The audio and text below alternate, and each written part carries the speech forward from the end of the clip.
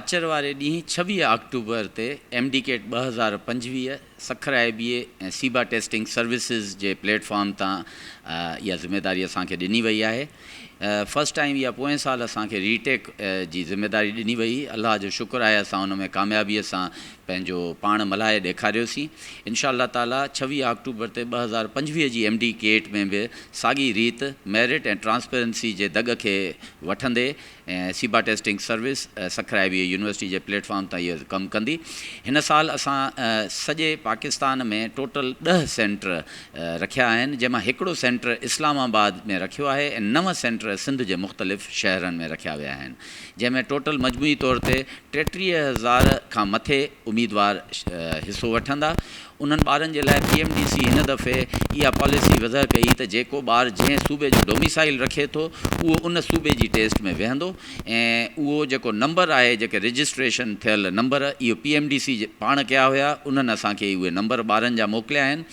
गॾोगॾु सिंध गवर्नमेंट जी बि पॉलिसीअ जे तहत जुवेनाइल कार्ड उन्हनि ॿारनि जे लाइ जंहिंजी उमिरि 18 साल खां घटि आहे उहो मैंडेटरी लाज़मी करार ॾिनो वियो हुयो ऐं 18 सालनि ऐं उनखां वॾी ॼमार जा जेके ॿार आहिनि उहे शनाख़्ती कार्ड खणी ईंदा। उन्हनि ॿारनि जी सहूलियत जे लाइ असां उन्हनि खे ऑप्शन जे तौर ते पासपोर्ट ऐं नाइकोप बि ॾेई छॾियो त इन्हनि टिनिनि मां जेकॾहिं कुझु बि आहे ॿार वटि त जीअं उहे ॿार अचनि असां उन्हनि जी चकास कयूं त जीअं असुलु उम्मीदवार उन टेस्ट में वेहे, इहो बि हिकिड़ो शर्त आहे। असांजा तमामु इंतिज़ामात अल्हम्दुलिल्लाह ख़ुशइस्लूबी सां हलनि था पिया ऐं तमामु सेंटरनि ते असां सां गॾु जेके मुलहिका इदारा आहिनि, जंहिंमें पुलिस, ट्रैफिक पुलिस, जंहिंमें fire brigade, ambulance, doctors, 1122 district administration, इहे सभु असां सां बीठा आहिनि ऐं इंशा अल्लाह ताला असां इहो MDCAT 2025 शफ़ाफ़ नमूने सां मल्हाए ॾेखारींदासीं। मां ॿारनि खे ऐं उन्हनि जे वालदेन खे जेके अपीयर थियण वारा आहिनि, गॾोगॾु इहो ॿुधाईंदो हलंदुमि त तव्हां कोई बि जेके सोकॉल्ड माफ़िया वारा आहिनि उन्हनि जे ॻाल्हियुनि ते कन न धरिजो, उन्हनि जूं ॻाल्हियूं न ॿुधिजो। कोई तव्हां खां कूड़ ॻाल्हाए करे पैसनि जी आछ करे उन्हनि जी उहा आछ बिल्कुलु क़बूल न कजो, छो जो मां पोएं साल बि वचन कयो हुयो, हिन दफ़े बि तव्हां सां वाइदो थो कयां त असांजो पेपर न लीक थींदो न विकामबो। ऐं उन जे लाइ मां जेके मुलहिका इदारा आहिनि, जंहिंमें FIA बि आहे, साइबर क्राइम बि आहे, हाई कोर्ट जो रजिस्ट्रार बि आहे, ऐं उन्हनि खे बि ख़त लिखिया आहिनि त अचो पंहिंजा नामिनी मोकिलियो, असांजी बि चकास कनि, असां ते बि नज़र रखनि, न सिर्फ़ु इम्तिहान खां पहिरियों, इम्तिहान जे दौरान, बल्कि इम्तिहान खां पोइ बि रिज़ल्ट ठाहिण ताईं असां सां गॾु रहनि ऐं असांजी ट्रांसपेरेंसी जो जेको सॼो स्टेप्स आहिनि उनखे विटनेस कनि। ऐं तव्हांखे गॾु इहो ॿुधाईंदो हलां त मुंहिंजे एतिरो चवण जे बावजूदि बि इहे कूड़ा माण्हू शायदि तव्हांखे गुमराह करण जे लाइ तव्हांखे अप्रोच कनि या सोशल मीडिया ते कूड़ा पेपर या कूड़ा आसरा दिलासा ॾियनि, बिल्कुलु बि न ॿुधिजोनि। उहे सभु कूड़ ऐं ते मबनी हूंदा। असांजी जेका ऑफिशियल वेबसाइट आहे सीबा टेस्टिंग सर्विसिस जी ऐं असांजो ऑफिशियल फेसबुक जो जेको पेज आहे, असांजी हर ख़बर उहा जेका असली ख़बर हूंदी उहा इन्हनि ॿिनि प्लेटफॉर्म ते जे ज़रिए ऐं असांजे प्रेस रिलीज़ जे ज़रिए, अख़बारुनि जे एडवर्टाइज़मेंट जे ज़रिए तव्हां ताईं पहुचंदी। मां माज़ीअ जे बारे में कमेंट न कंदुसि त उहे कीअं थिया, छो थिया, कंहिं कया। बाक़ी 2024 जी रीटेक जी MDCAT ऐं 2025 जी रीटेक जेका परीहं थियण वारी आहे, उन में मां बिल्कुलु ख़ातिर ख़्वाह तव्हांखे दिलासो ॾियां थो, आसरो ॾियां थो ऐं दिलि 100% जी थी चए। मां तव्हांखे पोइ बि प्रैक्टिकल अप्रोच सां ॻाल्हाईंदे 99.99% जो वाइदो थो कयां त मुंहिंजो पेपर लीक कोन थींदो। नंबर 1, उन जी हिफ़ाज़त पेपर ठहण खां वठी, उन्हनि MCQs खां वठी, उन जी प्रिंटिंग, बाइंडिंग, सील, 7 तहनि में आउं क़ैद कयो आहे उन पेपर खे। ऐं जंहिं जाइ ते उहो पेपर सॼो कुझु थी रहियो आहे, उन जाइ ते कंहिं मक्खीअ खे वञण जी बि इजाज़त कोन्हे। ऐं तव्हांखे ॿुधाईंदो हलां त उहो पेपर 7 तहनि में क़ैद थियल तव्हां ताईं पहुचंदो, लीक कोन थींदो। हा, मां पहिरियों बि तव्हांखे ॿुधाए छॾियो आहे त इहा माफ़िया जेका पोयनि घणनि सालनि खां इन कम में पोयां हुई, जंहिंखे पोएं दफ़े आउं धिको ॾेई करे ॿाहिरि कढियो हुयो, उहा हिन दफ़े बि पंहिंजा कूड़ा हरबा इस्तेमालु कंदी।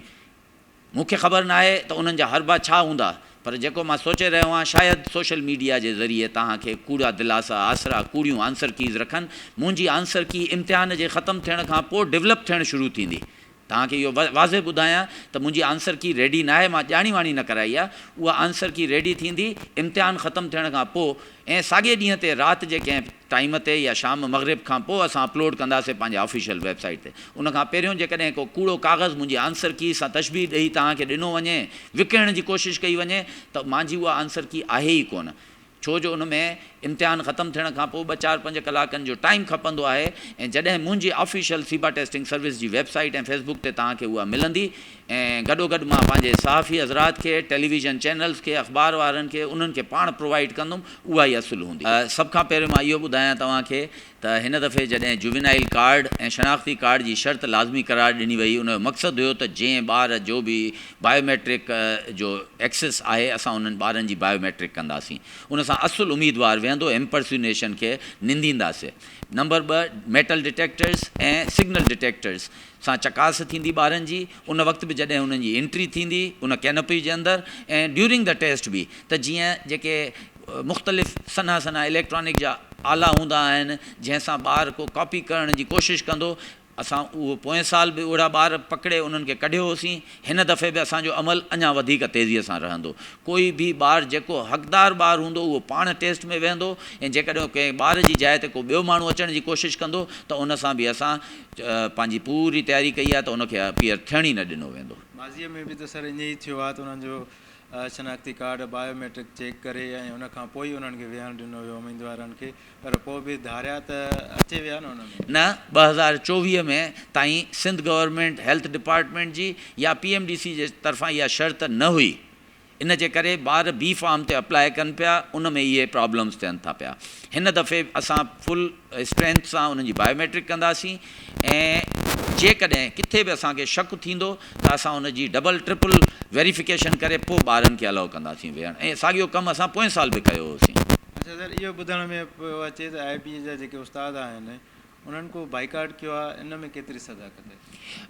मूंसां जेके मुंहिंजे इन्विजिलेशन जेतिरा घुर्बल माण्हू आहिनि सखर IBA जे फैकल्टी मेंबर्स मां, ऑफिसर्स मां, उन्हनि पंहिंजे रज़ा ख़ुशीअ सां ऐं उन्हनि खे ईमेल जे थ्रू कंसेंट वरितो हुयो, उन्हनि कंसेंट ॾिनो आहे, ऐं उन्हनि सां मुंहिंजा जेके सेंटर इंचार्जिस आहिनि, सीनियर प्रोफेसर्स, उन्हनि जो कंसेंट बि आहे, ऐं इंशाअल्लाह ताला सखर IBA जे फैकल्टी मेंबर्स एम्प्लॉइज़ जी रज़ामंदीअ सां उहे सभु माण्हू मूंसां MDCAT कराइण में गॾु आहिनि। ऐं इहे जेके ख़बरूं आहिनि, जेके अफ़वाहूं आहिनि, उहे जेकॾहिं चंद माण्हू आहिनि जिन कंसेंट न ॾिनो आहे, उनखे असां हेॾी ख़तरनाक ऐं तमामु सेंसिटिव MDCAT जेका असां ट्रांसपेरेंट मेरिट ते कराए ॾेखारी बि, ऐं हिन दफ़े बि ॾेखारींदासीं, उन्हनि जो पार्ट अगरि न आहे, पर मेजॉरिटी जेके आहिनि एम्प्लॉई उहे असां सां गॾु आहिनि, उन्हनि पाण लिखत में कंसेंट ॾिनो आहे। अच्छा सर, इहो बि ॿुधायो त निसार सिद्दीकी खां पोइ हिन यूनिवर्सिटी जो जेको मोराल आहे, स्टेटस आहे, उन में वाह थी आहे या उन में घटिताई आई? ॾिसो, आउं पंहिंजे मुंहं सां जेकॾहिं का ॻाल्हि कंदुसि त उन में सच बि थी थो सघे ऐं कूड़ बि थी थो सघे। अंग्रेज़ी में चवंदा आहिनि त actions speak louder than words. Sukkur IBA university history में पहिरियों दफ़ो पोएं साल 2024 में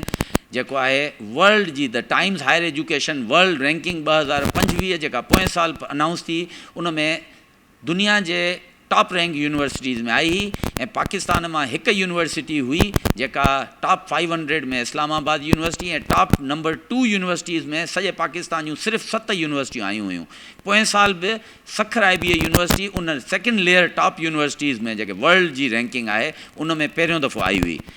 हाणे हिकु हफ़्तो पहिरियों वरी 2026 जी world top ranking universities the Times Higher Education announce थी आहे, ऐं अगेन सखर IBA यूनिवर्सिटी उन सेकेंड टॉप लेयर में आई आहे, ऐं सिंध मां वाहिद यूनिवर्सिटी आहे जेका सेकेंड टॉप लेयर यूनिवर्सिटी, जंहिंजो मतिलबु वो दुनिया जूं टॉप 600 खां 800 जी यूनिवर्सिटियुनि में आई आहे। ऐं मां ॿुधाईंदो हलां, सिंध में हिन वक़्तु 60 खां मथे यूनिवर्सिटियूं आहिनि, जंहिंमें वाहिद सखर IBA यूनिवर्सिटी पोएं साल बि हिकिड़ी हुई, हिन साल बि हिकिड़ी हुई। तव्हांखे हिन मां अंदाज़ो थी वेंदो त असांजी क्वालिटी अगरि एतिरी बहितर आहे, जिते असां सिंध जे 60 यूनिवर्सिटियुनि मां वाहिद यूनिवर्सिटी थी उभरिया आहियूं, ऐं उहे सिर्फ़ु 2025 ऐं 26 में, त पोइ असांजी क्वालिटी जो छा मयार हूंदो। गॾोगॾु असांजी जेका ORIC जी रैंकिंग हायर एजुकेशन कमीशन 2 महीना पहिरियों अनाउंस कई आहे, उन में जेका हाईएस्ट रेटिंग कैटेगरी आहे ORIC जी, उन में सिर्फ़ु